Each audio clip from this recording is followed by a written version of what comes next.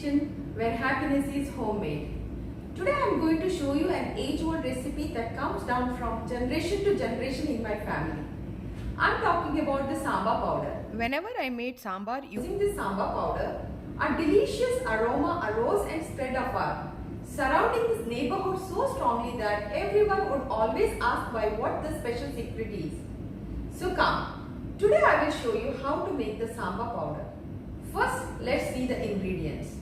Half cup coriander seed or dhania, 1 tablespoon cumin seed or jeera, half tablespoon mustard seeds, 1 tablespoon peppercorn or kali mirch, 1.5 teaspoon fenugreek seeds or methi seed, 2 tablespoon black gram or urad dal, 2 tablespoon split Bengal gram or chana dal, 2 tablespoon pigeon peas or tur dal, 18 Kashmir chilies, 6 red chilies, half tablespoon turmeric powder, half tablespoon asafoetida and 15 to 20 curry leaves. Please use the exact measurement to make this yummy sambar powder. First, let's roast half cup of coriander seeds on a low flame, and it should be roasted nice and golden.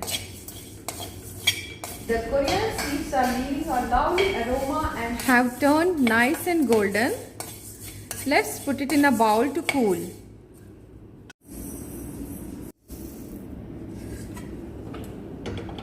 Let's add in 1 tablespoon of cumin seed and let it roast for about a minute.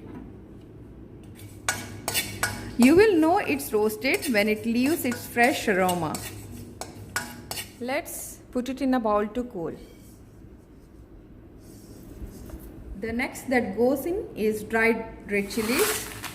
I am taking about 18 Kashmir chilies and have broken them into 2. I am also adding in 6 Guntur chilies. Now I'll roast them for 2 minutes.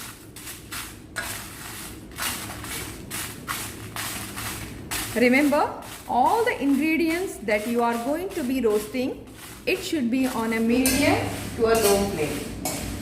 They are done here. Let's put it in the bowl to cool.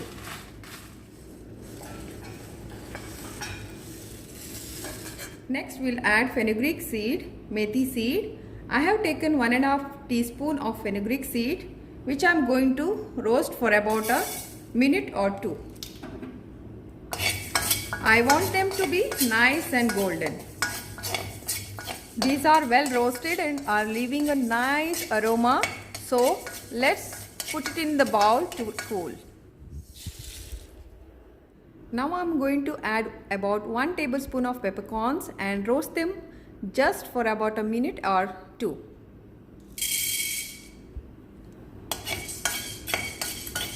The peppercorns are well roasted.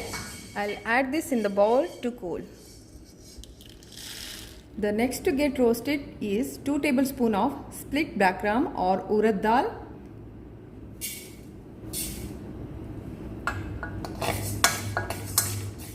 This is well roasted. Let's add this in the bowl as well. Next I am going to roast the Bengal gram chana dal. I am taking 2 tablespoons of this as well, and I am going to fry it nice and golden for about 2 minutes. These are roasted well. I am going to place it in the bowl to cool it. Now I am going to add the pigeon peas or tur dal. I am taking 2 tablespoons of this as well. I am going to fry it nice and golden for about 2 minutes.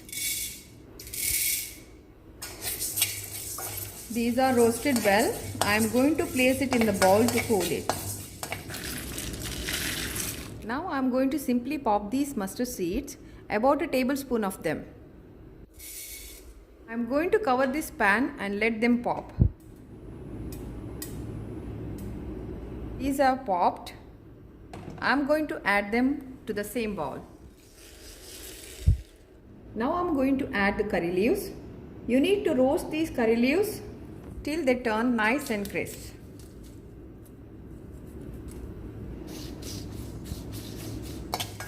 These are done. Let's cool these also. And now to this bowl I am going to add half tablespoon of turmeric powder and half a tablespoon of asafoetida that is hing, and I will give it a good mix.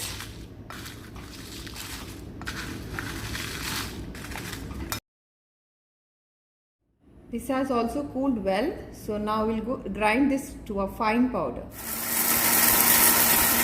The sambar powder is ready.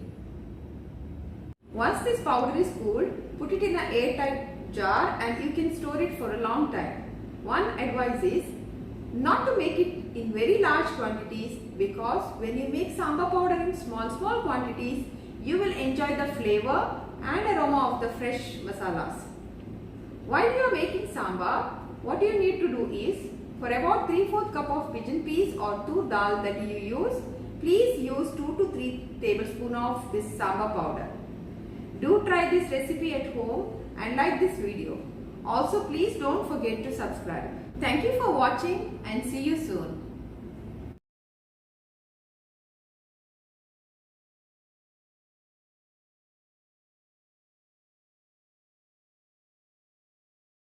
If you like my videos, please click on this subscribe button and click on this bell icon so that you never miss out on my videos.